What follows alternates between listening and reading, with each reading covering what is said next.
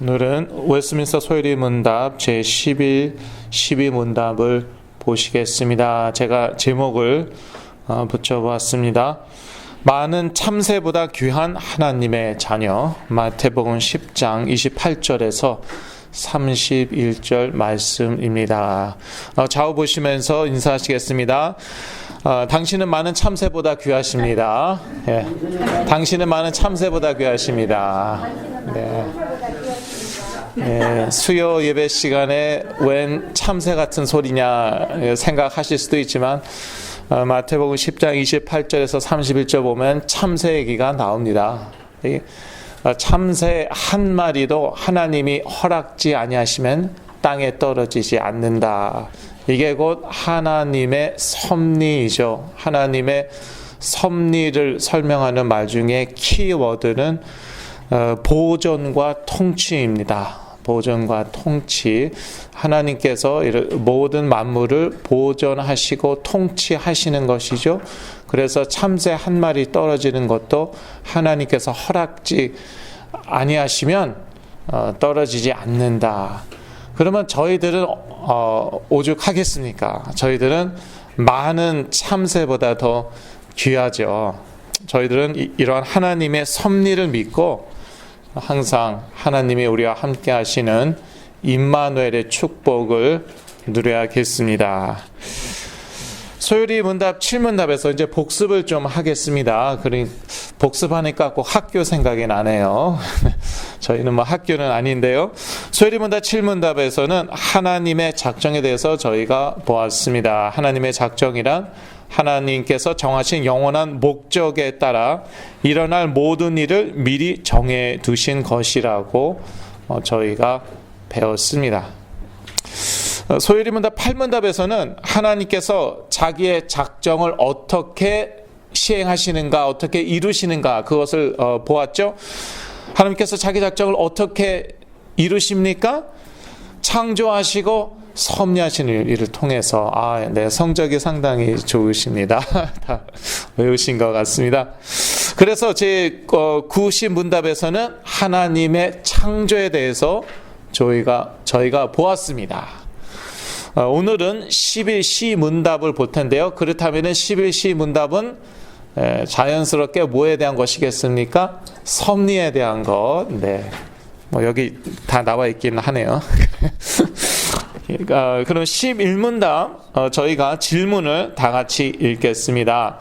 하나님의 섭리하시는 일은 무엇인가? 답을 다 같이 읽습니다.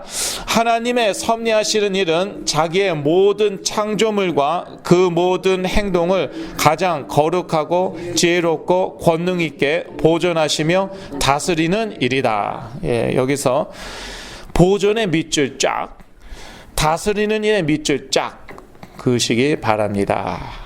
뭐 동그라미 치셔도 됩니다. 그건 별로 중요한 것 같지 않고요.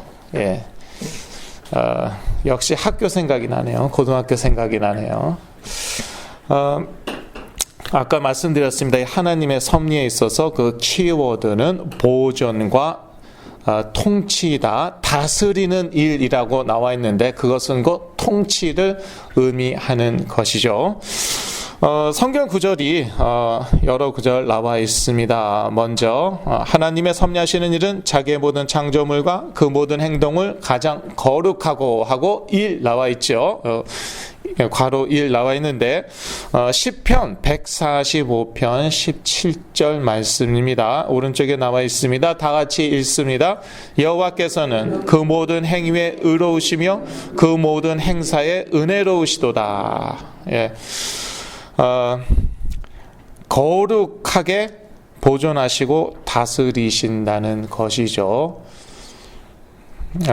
시편 145편 17절에는 여호와께서는 그 모든 행위에 의로우시다고 나와 있고요. 그 모든 행사에 은혜로우시다라고 나와 있습니다. 이게 곧 하나님의 그 거룩하심이죠. 우리가 하나님의 거룩하심을 다양하게 정의 내릴 수 있지만 쉽게 얘기해서 이 거룩하다는 것은 구별되었다라는 뜻이죠. 더 쉽게 얘기하면 다르다라는 것입니다. 그래서 이 스스로 있는 자 여호와 하나님께서는 모든 피조물과 다르십니다. 그래서 모든 행위에 의로우시고 그 모든 행사에 은혜로우시다는 것이죠. 또 그렇게 거룩하게 보존하시고 다스리신다는, 통치하신다는 말씀입니다. 지혜롭고 하고 또 작은 이가 있네요. 시편 109편 24절 말씀이죠. 다 같이 읽겠습니다. 여호와여, 주의 하신 일이 어찌 그리 많은지요. 주께서 지혜로 저희를 다 지으셨으니 주의 부요가 땅에 가득하니이다. 예, 지혜로 만물을 다 지으셨어요. 그리고 지혜로 그 만물을 지금 보존, 통치, 다스리고 계십니다. 권능 있게 보존하시며 하고 3이라고 나와 있는데 히브리서 1장 3절 말씀이죠. 다 같이 읽습니다. 이는 하나님의 영광의 광채시요 그 본체의 형상이시라. 그의 능력의 말씀으로 만물을 붙드시며 죄를 정결케 하는 일을 하시고 높은 곳에 계신 위엄의 우편에 앉으셨느니라. 예. 그의 능력의 말씀으로 만물을 붙드시며 라고 나와 있는데요. 여기서 그는 사실 예수 그리스도를 얘기하는데 또 예수 그리스도는 하나님이시죠. 그의 능력의 말씀으로 만물을 붙드시고 계신다. 보존하신다는 것이죠. 그래서 지금 만물이 이렇게 스스로 이렇게 서 있는 게 아니에요. 스스로 이렇게 돌아가고 있는 게 아니에요. 예수 그리스도께서 그 능력의 말씀으로 이 만물을 붙들고 계시기 때문에 이렇게 지금 보존되고 있는 것이죠. 다스리는 일이다 하고 또 4라고 나와 있죠. 시편 103편. 그러기 전에 느헤미야 9장 6절을 읽어야겠어요. 여기에 또 보존, 하나님의 보존에 대해서 나와 있거든요. 예, 느헤미야 9장 6절도 그 밑에 보시면은 나와 있죠. 느헤미야 9장 6절 다 같이 읽습니다. 오직 주는 여호와시라. 하늘과 하늘들의 하늘과 일월 성신과 땅 위의 만물과 바다와 그 가운데 모든 것을 지으시고 다 보존하시오니 모든 천군이 주께 경배하나이다. 예, 여기 다 보존하시오니라고 나와 있죠. 그래서 여호와 하나님께서는 그 지으신 모든 만물을 다 지금 보존하고 계십니다. 이것을 부인하는 것을 창조주 하나님은 믿는데 이 하나님의 섭리를 부인하는 것, 이 하나님께서 만물을 보존하시고 통치하시는 것을 부인하는 그 론이 있어요. 이것을 이신론이라고 합니다. 제가 지난주에 간단히 설명드린 것 같아요. 그래서 오늘은 자세히 설명드리지는 않는데요. 하나님께서 이 우주를 만드신 다음에 떠나셨다는 것이죠. 지구도 만드시고 지구를 떠나시고, 그래서 이게 기계적으로 지가 알아서 다 돌아가게 만들었다는 것이죠. 그걸 이신론이라고 하는데 성경적이지 않습니다. 말은 그럴듯해요. 예. 그런데 성경적이지는 않아요. 다스리는 일이다 하고 4라고 나와 있다고 아까 전에 말씀드렸어요. 시편 103편 19절 말씀이에요. 다 같이 읽겠습니다. 여호와께서 그 보좌를 하늘에 세우시고 그 정권으로 만유를 통치하시도다. 예. 이렇게 그 만물을 만드신 다음에, 창조하신 다음에 지금도 그 만유를 통치하신다는 것이에요. 또 자꾸 사람들이요, 특히 계몽주의 시대 이후로 사람들의 생각이 인본주의적으로 돌아가니까, 그러니까 이런 말씀에 대해서 뭐라고 그러기 시작했나? 이거는 은유적인 표현이다, 비유적인 표현이다, 이건 문자적으로 받아들여서는 안 된다, 이렇게 된 것이죠. 그런데 하나님의 그 보존, 통치, 이 섭리를 부인하죠. 그러면은 하나님께서 뭐 하나 하실 수가 없어요. 저희들에게 직접적으로 저희들을 구원하실 수 없는 것이에요. 무슨 창조자 하나님이 맨날 당하기만 합니까? 하나님의 섭리를 믿지 않으면은 맨날 당하시는 하나님이에요. 일단 사단에게 당했죠. 사단과 천사 3분의 1에게 배신당했습니다. 그 다음에는 아담과 하와에게 배신당했어요.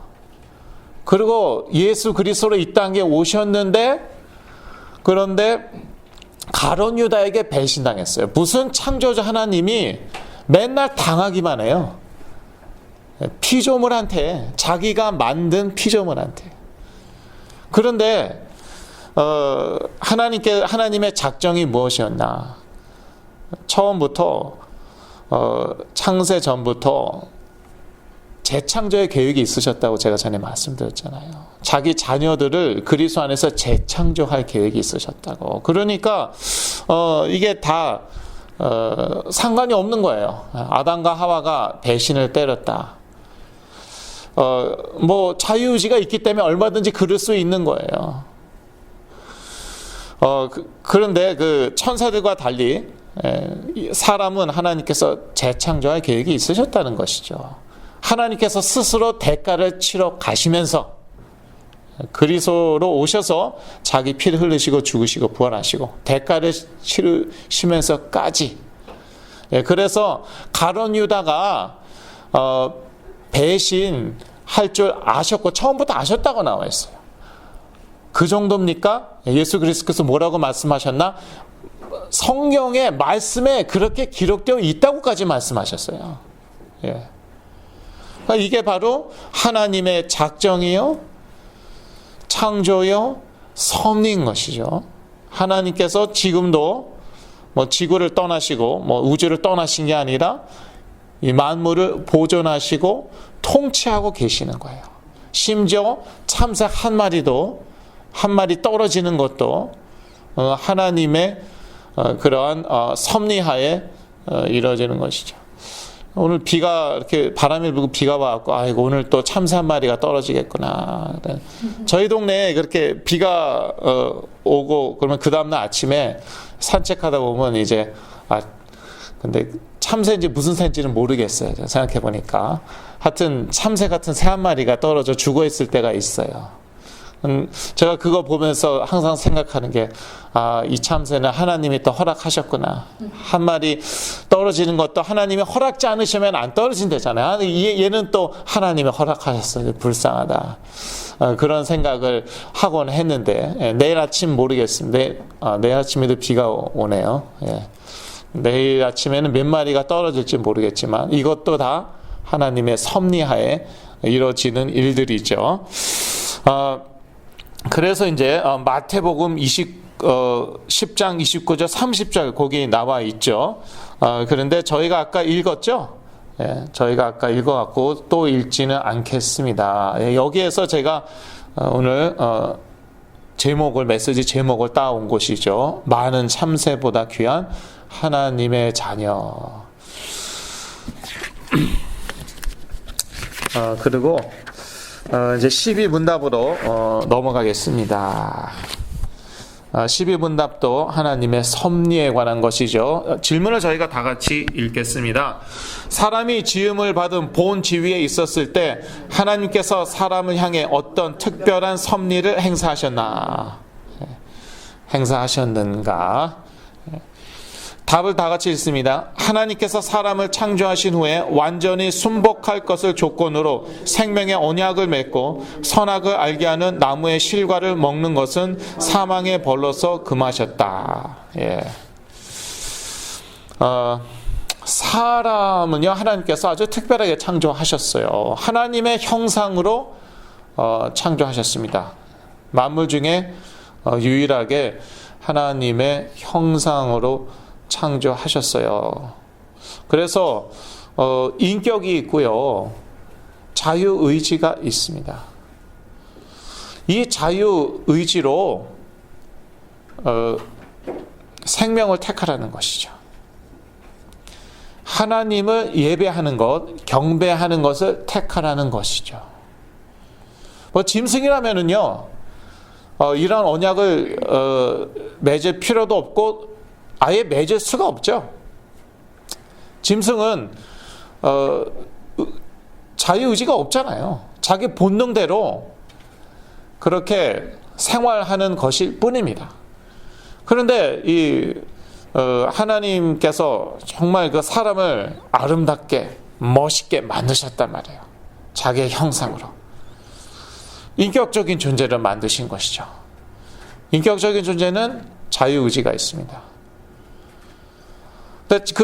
그러나 너는 피조물이기 때문에 너는 나를 예배하여야 된다. 그 자유의지를 가지고 예배하여야 된다. 예배하기를 거부할 수도 있다. 그것도 너의 자유다. 그러나 그것에 대해서는 너는 피조물이기 때문에 그것에 대해서는 결과가 올 것인데 그것은 곧 사망이다. 그렇게 사실 언약을 맺으신 거예요. 그래서 언약의 하나님인데요. 하나님은 태초부터 이렇게 언약을 맺으셨어요. 먼저 성경 말씀부터 봐야겠습니다. 하나님께서 사람을 창조하신 후에 완전히 순복할 것을 조건으로 생명의 언약을 맺고 하고 1이라고 나와 있죠. 창세기 2장 16절에서 17절 말씀입니다. 저희 다 같이 읽겠습니다. 여호와 하나님이 그 사람에게 명하여 가라사대 동산 각종 나무의 실과는 내가 임의로 먹되 선악을 알게 하는 나무의 실과는 먹지 말라. 내가 먹는 날에는 정령 죽으리라 하시니라. 예. 저는요 어렸을 때부터 참 그러한 질문이 있다고 전에 말씀 드렸습니다. 왜 선악과는 만들었나? 왜 그걸 따먹어 갖고 내가 정말 지금 이 고생하고 있고 이제 그러한 불만 또 의문이 많이 있었는데요. 그런데 사실 하나님께서 에덴 동산 각종 나무의 실과는 다 먹게 하셨어요. 그러니까 그거를 제가 잘 못 봤어요. 얼마나 많은 그 실과가 있겠습니까? 여러분도 그러시겠지만 제가 이제 과일을 좋아합니다. 과일 먹으면서 참 음미할 때가 많아요. 야, 어떻게 이렇게 잘 만드셨을까? 어떻게 이렇게 맛있게 만드셨을까? 그런데 에덴 동산에는 뭐 오죽하겠습니까? 별의별 각종 그 열매를 맺는 나무가 많았겠죠. 그거요 다 먹어도 된다는 거예요. 근데 저는 그거를 못 봤어요. 그 중에 딱 하나만 먹지 말라. 그것은 무슨 의미였나? 그러니까 다 좋은데 네가 피조물이라는 것은 인정하라. 너는 하나님이 아니다. 너는 스스로 있는 자가 아니다. 스스로 존재하는 게 아니다. 우리가 착각할 때가 많습니다. 저는 과거에 그랬던 것 같아요. 내가 스스로 존재한다고 착각했어요. 하나님이 지금 창조하시고 보존하시고 통치하시기 때문에 제가 존재하는 것이죠. 제가 옛날에 건강을 잃었을 때 무슨 이유에선가 제가 숨 쉬는 것을 한번 묵상을 했습니다. 내가 지금 어떻게 숨을 쉬나 한번 보자. 딱 보니까 그때는 숨을 안 쉬고 있더라고요. 예, 자기 숨 쉬는 거를 의식할 때 그때는요 숨을 멈추고 있어요. 생각하느냐고. 그게 심해지죠. 그러면요 막 숨이 막히고 패닉 오는 거예요. 패닉 디스오더라고 있죠. 한국말로 뭔지 지금 네? 공황장애. 예. 공황장애가 아니지. 나는 공항에 가면은 뭐 갑자기 뭐 무슨 뭐 두려움이 생기나는 그 공황이죠. 예. 공황장애. 그런 거예요. 공황장애가 그런 거예요. 자기를 묵상하고 그러다 공황장애 옵니다. 자기 자신을 너무 의식하고 그러다 공황장애 옵니다. 그러니까 그냥 하나님의 섭리를 믿고 하나님의 그 보존 통치를 믿고 그냥 숨 쉬면 되는 거더라고요. 예. 그거를요 묵상하죠. 그거를요 파죠. 그때는 숨 안 쉬고 있더라고요. 그러니까 인간은요 스스로 존재하는 게 아니에요. 우리가 이렇게 숨 쉬고 이제 존재하고 있는 것도 사실 하나님의 은혜고요. 하나님의 섭리이죠. 그래서 너는 하나님께서 아담과 하와에게 말씀하신 것이죠. 너는 스스로 존재하는 자가 아니라는 것이죠. 네가 지금 숨쉬고 있는 게 네가 잘나서 네가 그렇게 능력이 뛰어나갖고 숨쉬고 있는지 아니야. 내가 너를 지금 보존하고 있는 거다. 그걸 인정하라. 나를 예배하라는 것이죠. 창조주 하나님으로서 인정하라, 예배하라는 것이죠. 그리고 그것을 행위로 어떻게 나타내느냐, 어떻게 표현하느냐, 선악과의 열매는 따먹지 않는 것이에요. 그게 이제 하나님에 대한 말하자면 예배 경배였죠. 그런데 결국 그거를 따먹게 된 것입니다. 그 답 계속 보겠습니다. 선악을 뒷부분이죠. 선악을 알게 하는 나무의 실과를 먹는 것은 사망의 벌로서 금하셨다. 이라고 나와 있는데 갈라디아서 3장 12절 읽겠습니다. 율법은 믿음에서 난 것이 아니라 이를 행하는 자는 그 가운데서 살리라 하였느니라. 예, 좀 엉뚱하다고 여러분 생각하실 수 있습니다. 왜 갑자기 율법이 튀어나오냐. 예, 그런데 이게 제가 소요리 문답을 택한 중요한 이유 중에 하나가 바로 여기에 있습니다. 이거를 이렇게 구체적으로 설명하는 그러한 신앙 고백이 거의 없어요. 웨스트민스터 신앙 고백이 아마 유일하지 않나 싶고요. 제가 모든 신앙 고백을 다 읽어보진 않아갖고 자신 있게 얘기 못하겠습니다. 그런데 웨스트민스터 신앙 고백을 공부하는 것이 곧 웨스트민스터 대요리 문답이고 소요리 문답이에요. 예. 근데 이것을 아주 구체적으로 이렇게 다룹니다. 이 선악과를 통해서 맺은 언약은 웨스트민스터 대요리 문답에 이거를 곧 행위 언약이라고 얘기하고 있어요. 근데 행위 언약은 무엇입니까? 율법이에요. 이거를 구체적으로 정확하게 딱 찝어서 얘기하는 그런 신앙 고백이 거의 없어요. 율법이란 무엇입니까? 결국 행위 아니에요. 판단 기준이 행위입니다. 정죄의 기준이 행위입니다. 아무리 생각과 마음이 의도가 좋아도 소용이 없습니다. 율법에 쓰인 대로 그렇게 행동하지 않죠. 그러면은요, 그럼 정죄받는 것이에요. 심지어 죽임 당하는 것입니다. 그런데 이 선악과를 통해서 이 생명의 언약을 맺으셨어요. 근데 이것은 사실 생명의 언약이라고 이제 소요리 문답에서 얘기하고 있는데 저는 참 잘 표현했다고 생각합니다. 이거 따먹지만 않으면 영원히 사는 거예요. 예. 따먹지만 않으면 돼요. 뭐 특별히 할 것도 없어요. 그냥 무조건 계속 이게 따먹지만 않으면 영원히 죽지 않고 사는 거예요. 그런데 그럼에도 불구하고 이것은 율법과 같이 행위 언약이었어요. 행위 언약. 그렇다면 예수 그리스도를 통해서 우리와 맺은 하나님의 자녀들과 맺은 계약은 무슨 계약이냐? 대요리 문답에 사실 행위 계약이라고 나와 있더라고요. 그런데 예수 그리스도와 맺은 이 계약은 무슨 계약이냐? 은혜 계약이에요. 은혜 계약. 하나님께서 그리스도 안에서 일방적으로 우리에게 주신 언약, 은혜 계약입니다. 그래서 이거를 구분을 못해요. 이게 문제예요. 그러니까 복음은 행위 계약이겠습니까? 은혜 계약이겠습니까? 은혜 계약이에요. 제가 저희 교회에서 설교할 때 두어 번 말씀드린 것 같아요. 하나님을 사랑하고 내 이웃을 내 몸과 같이 사랑하라. 그게 모든 그 하나님의 말씀의 모든 율법의 강령이다. 요약이다. 그렇게 예수 그리스도께서 말씀하셨는데 얼마나 중요합니까? 근데 그것은 복음은 아니다. 네.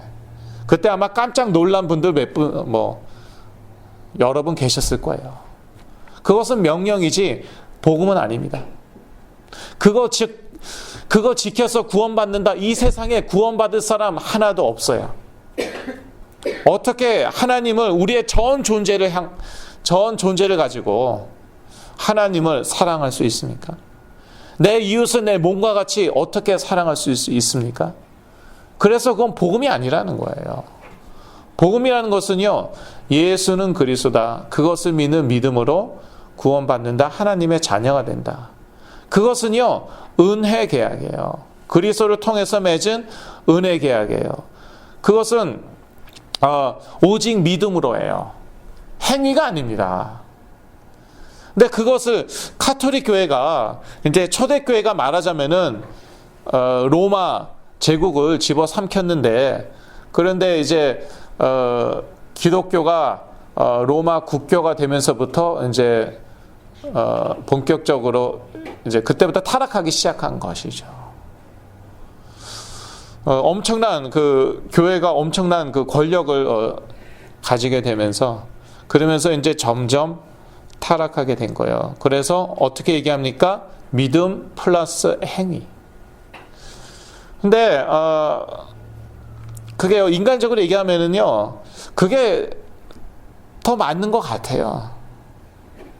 근데 그거는요, 복음이 아니에요. 오직 그리스도, 오직 믿음, 그게 복음이에요. 그래서 의인은 믿음으로 말미암아 살 것이라는 게 그 말씀 아닙니까? 그리고 믿음 플러스 행위면은 결국 행위 아닙니까?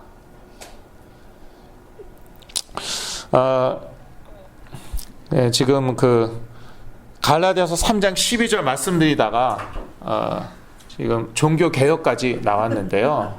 예. 그런데 그래서 이제 마틴 루터가 종교 개혁을 일으켰어요. 뭐라고 얘기했습니까? 바로 그 얘기했잖아요. 오직 의인은 믿음으로 말미암아 살리라. 오직 믿음 딱 못 박은 거예요.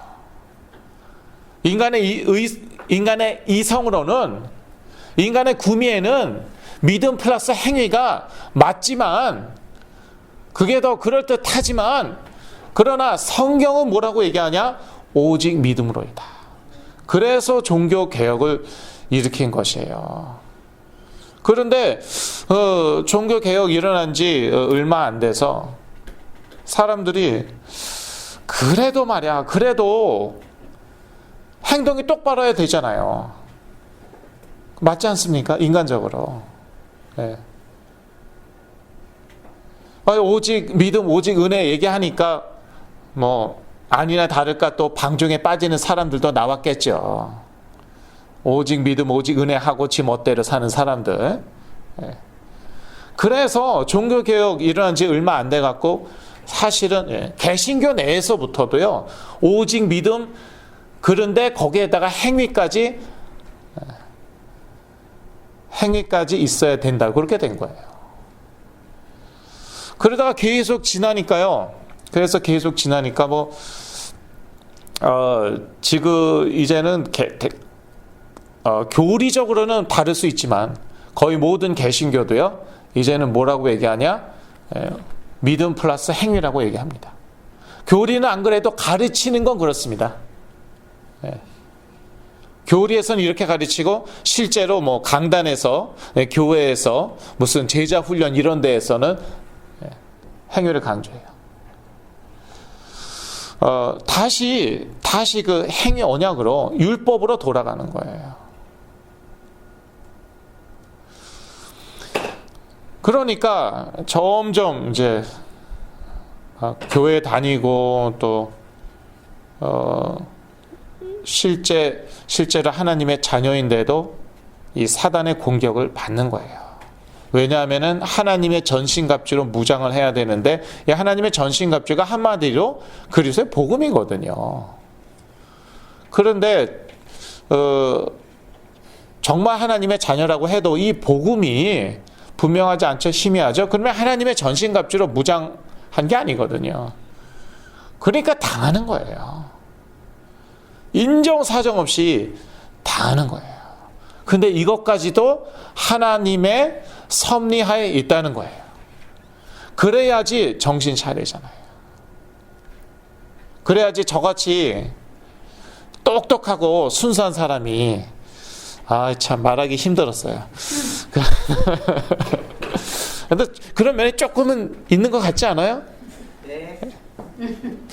근데 대답이 조금 시원치가 않았는데, 제가 그냥 농담을 한 말이었어요. 여러분 다 눈치채시고, 아멘 안 해주셔서 감사하고요. 특히 엘리트일수록이요, 율법주의 강합니다. 머리 좋잖아요. 똑똑하잖아요. 그리고 기준이 높잖아요. 수준 높잖아요. 그러니까 아주 원리 원칙대로 수준 있게, 수준 높게 살려고 하고. 그래서 그 엘리트들이요. 저는 근데 개인적으로 엘리트들이 그러니까 상대하기는 편해요. 일반적으로 예의 바르고 그리고 지킬 거 딱 지키고 약속 딱 지키고 편하잖아요. 일단 상대하기 편해요. 좋아요. 그런데 복음 깨닫기가 그렇게 힘들더라고요. 그래서 아까 제가 똑똑하고 그건 농담이었어요. 네. 그런 그 엘리트들이 그 율법주의에 빠지기 쉬워요. 다 그렇다는 건 아니에요. 그러기 쉽다는 것이에요. 그런데 오히려 옛날에 깡패였고 건달이었고 무슨 판 치던 그런 인간들, 고양이판, 그런 인간들이 보면은요, 이 복음을 깨닫는 사람들이 많아요. 그렇다고 다 깨닫는 건 아니죠. 그런데 예수님께서도 그랬잖아요. 세리와 창기가 먼저 천국에 들어간다고.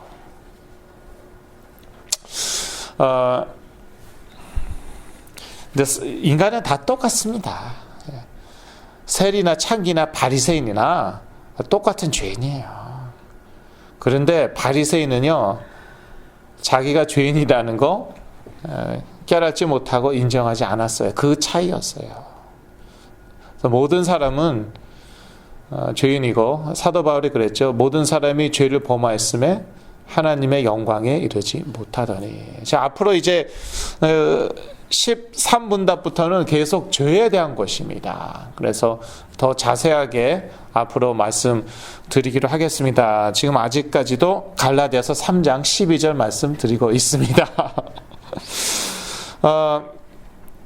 이 선악과를 통해서 맺은 이 생명의 언약, 이것은 행위 계약이었다는 것이에요.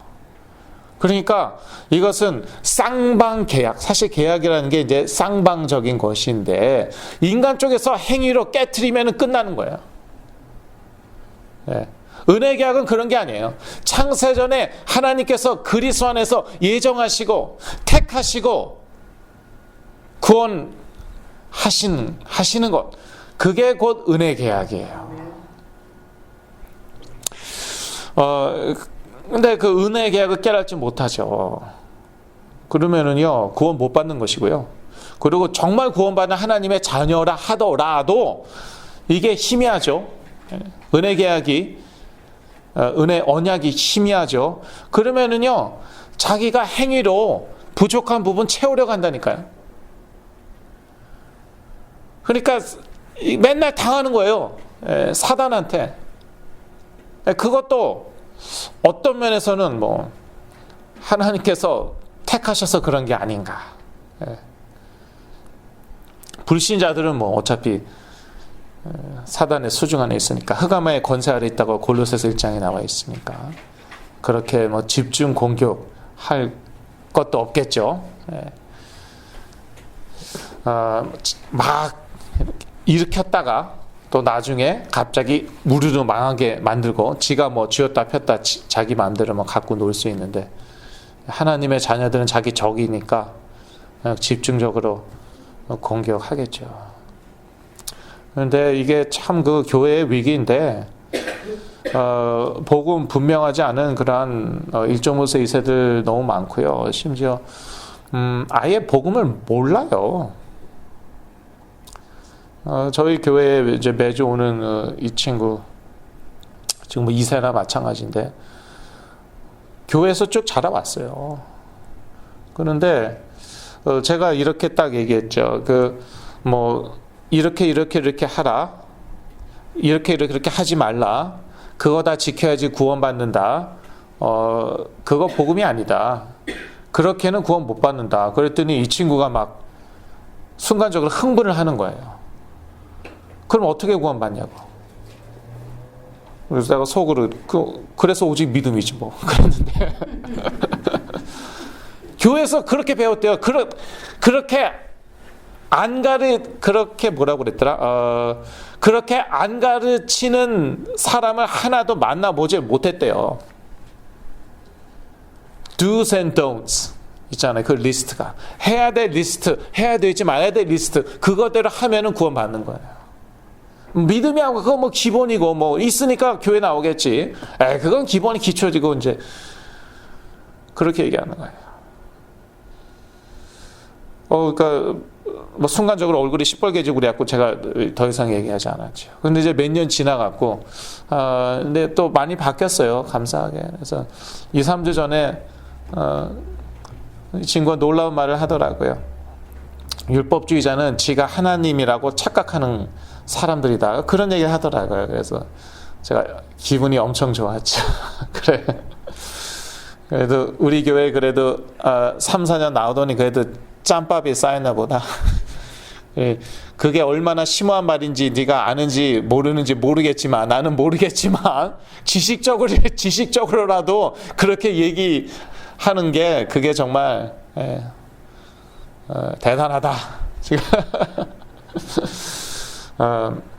지가 생각하는 대로 지가 말하는 대로 다 살 수 있냐? 아니라는 거죠. 그런데 그렇게 할 수 있다고 착각하고 실제로 지가 그렇게 살고 있다고 완전히 착각하는 거예요.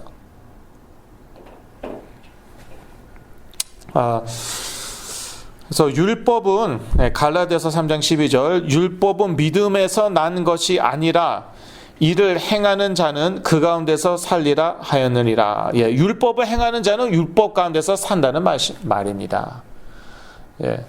율법의 기준은 무엇입니까? 행위. 그러면 행위에 조금이라도 문제가 있죠? 그러면은요, 그 율법 가운데서 살아야 되는 거예요. 그러니까 무엇입니까? 정죄.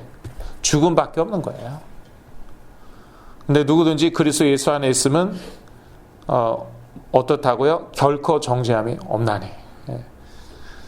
예수 안에 있는 자에게 결코 정죄함 없나니. 그 찬양 기억나시죠? 말씀 기억나시죠? 해방되었네. 저는 그냥 대학생 때 이제 선교단체 활동을 제가 했어요. 근데 저희들은 그냥 장난으로 노래 불렀어요. 재밌었고 막 과장하면서 해방되었네 막 이러면서 그랬는데 요즘에 이제는요 그 의미가 다르게 와닿는 것이죠. 정말 그 율법하에서는요 정죄밖에 없어요. 그런데 이 말씀을 창세기부터 계시록까지 다 율법으로 그렇게 받아들이고 그러면은 정죄밖에 없는 거예요. 그러면은 자기 합리화밖에 없는 거예요. 왜? 정죄받고 싶어하는 사람이 이 세상에 아무도 없습니다. 그러니까 끊임없이 자기 합리화.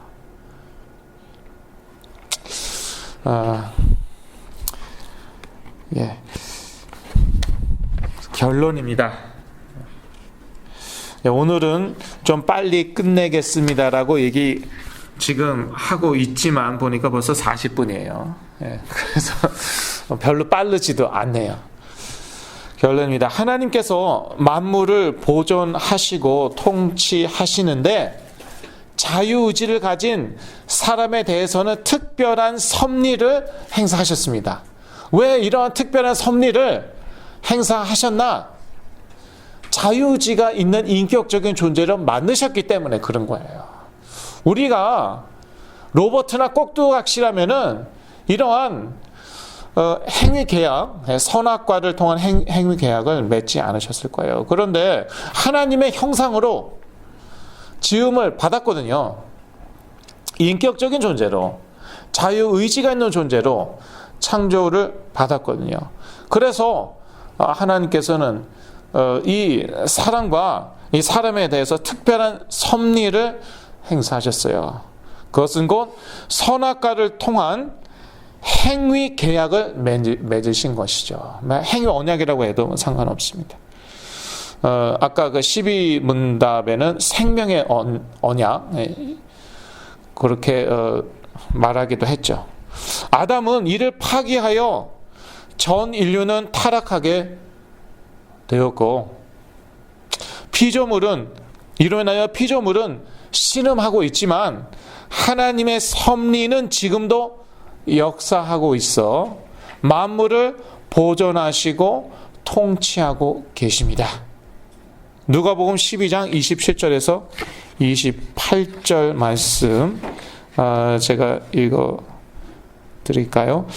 백합화를 생각하여 보아라. 실도 만들지 않고 짜지도 아니하느니라. 그러나 내가 너희에게 말하노니 솔로몬의 모는 영광으로도 입은 것이 이 꽃 하나만 갖지 못하였느니라. 오늘 있다가 내일 아궁이에 던지는 들풀도 하나님이 이렇게 입히시거든 하물며 너희일까 보냐 믿음이 적은 자들아.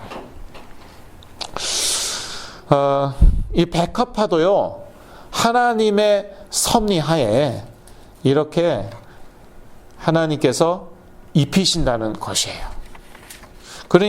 그러니까 아담과 하와로 인하여 전 인류가 타락하고, 그리고 이 피조물이 지금 신음하고 있는데도요, 그래도 하나님의 섭리, 보존과 통치는 계속 지속되고 있다는 것입니다. 인간은 스스로 존재하는 것이 아닙니다. 저희가 이렇게 숨쉬고 있는 거, 살고 있는 거, 이거 하나님의 섭리하에, 하나님의 보존과 통치하에 이렇게 저희가 살고 있는 것입니다.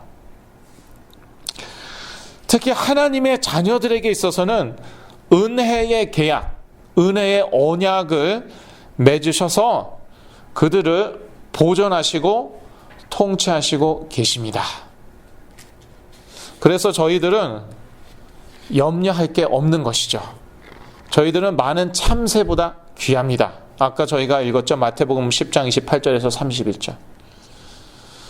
31절. 많은 참새보다 귀하기 때문에 저희들은 염려할 게 없습니다. 저희들은 백합화보다 더 소중하기 때문에 저희들은 염려할 게 없습니다. 만약에 염려한다면은 뭐라고 그러시겠습니까? 예수 그리스도께서 뭐라고 그러시겠습니까? 믿음이 적은 자들아.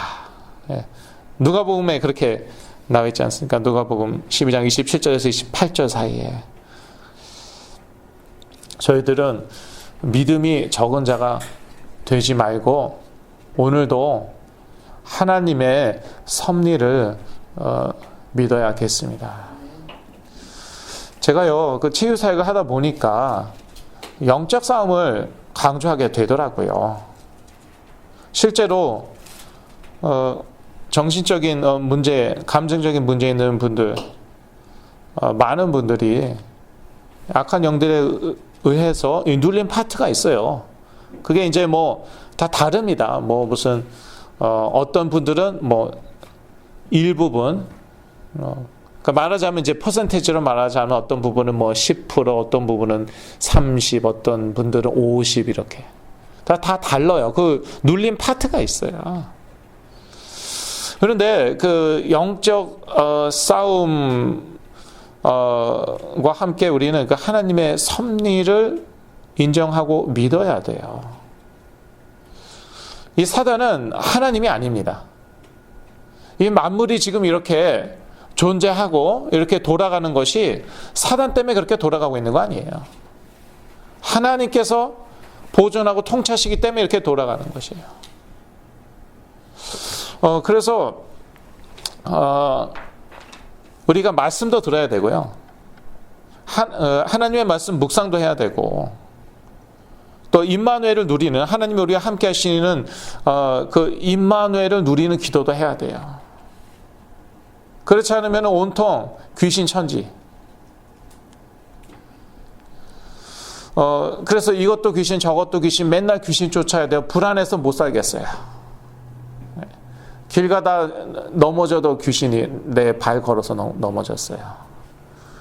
그러면은 또 길 가면서도 계속 흑암 꺾어야 돼요. 나사렛 예수 그리스도의 이름으로. 불안해서 어떻게 삽니까? 하나님의 섭리를 믿어야 되는 것이에요. 그럼에도 불구하고 사단의 역사는 분명히 있죠. 성경에 일단 나와 있습니다. 계몽주의 시대 이후로 자꾸 이 성경 말씀을 자꾸 무슨 뭐 은유적인 비유적인 표현으로 그렇게, 그래서 사단의 역사도 뭐 그런 식으로 생각하고, 그러다 보니까 영적인 이제 것에 눈이 어두워지고 육적인 것에만 점점 밝아지는 것이고, 그렇게 보니까 이제 성경도 이 오류가 많은 것이죠. 그래서 저는 제 신학교에서 세계적으로 유명한 신학교예요. 근데 거기에서 이 욥기를 배울 때 어떻게 배웠나? 이거는 우화다. 이서 우화 있죠. 이서 우화가 실화입니까? 아니에요. 욥기도 우화이다. 아니 어떻게 무슨 뭐 하루 만에 이렇게 이런 모든 재앙이 욥에게 닥치고, 그 다음에 뭐 이렇게 그 메신저가 딱 오잖아요. 안 좋은 소식만 계속 전해주는데, 메신저들이 그 메신저가 딱 오자마자 또 다른 메신저가 와갖고 근데 이런 안 좋은 일도 일어났어요. 그 다음에 또 다른 메신저도 와갖고 그런데 또 이런 안 좋은 일도 일어났어요. 이 세상에 그런 거 본 적 있냐? 경험상. 그런데 그럴 수 있어요. 사단이 역사하면은.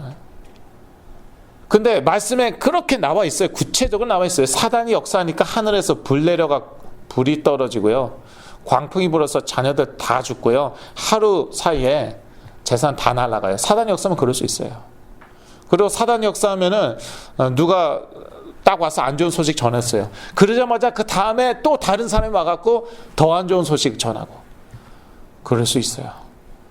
근데 사단을 믿지 않고 아예 영적인 세계를 믿지 않으니까 그건 어떻게 되는 것입니까?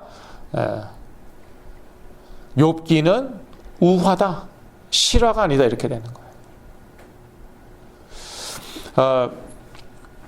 그런데 사단이 세상에서 역사하는 것은 분명하고, 근데 이것까지도 하나님의 섭리하에, 하나님의 허락하에 이렇게 되어지는 것이죠. 근데 왜 허락하실까? 이 원수 사단. 저는 정말 이 사단하면 이가 빠드득 갈려요. 제가 당한 게 있기 때문에. 근데 왜 허락하실까? 그만큼 그리스도가 복음이 중요하다는 거예요. 그만큼 복음이 심해졌다는 거예요. 복음이 심해지면 심해질수록 이 전 세계에는요, 재앙이 막 판을 칠 수밖에 없습니다. 저주와 재앙이 늘어날 수밖에 없어요. 그래서 이 사단이 아무리 역사하더라도 이 사단의 역사조차도 하나님의 섭리하에 있다. 하나님께서 사단이 욥에게 욥의 삶 가운데 역사하도록 허락을 하셨잖아요.